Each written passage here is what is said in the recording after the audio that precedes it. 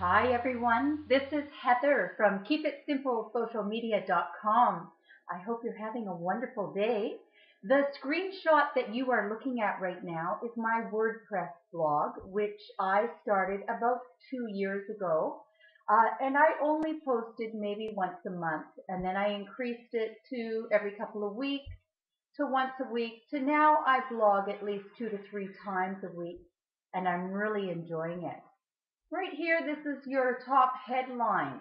Today's blog is going to read free blogging tips. And then across the next two bars, you've got your bold, your italics, your numbers, quotations. Up here, you can add a picture, a video. So there's lots of things you can do. You can even upgrade your blog if you're using WordPress.com. You can upgrade to have a few more options available for you. And then this here is the body. And you can see I always, you might notice, have a picture number one.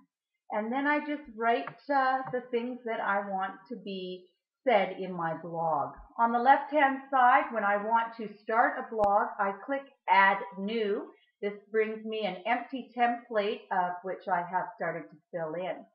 I had mentioned things such as having the like button on your blog, maybe a counter for how many people are reading, and those are called widgets. And to find your widgets in order to put them on, you go into Appearances, and just below Appearances is Widgets. And if you clicked on widgets, I'm actually not going to leave this page right now because I haven't saved my blog. So if I wanted to leave, I would click Save Draft.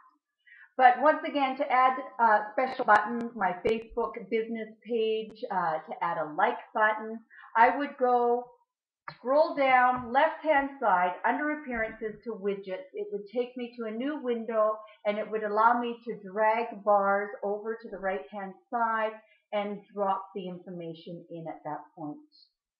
That's all I wanted to show you today. And of course, when you're ready to publish, you hit Publish. But before you hit Publish, you want to add your tag, and you'd add your categories, which you find right here.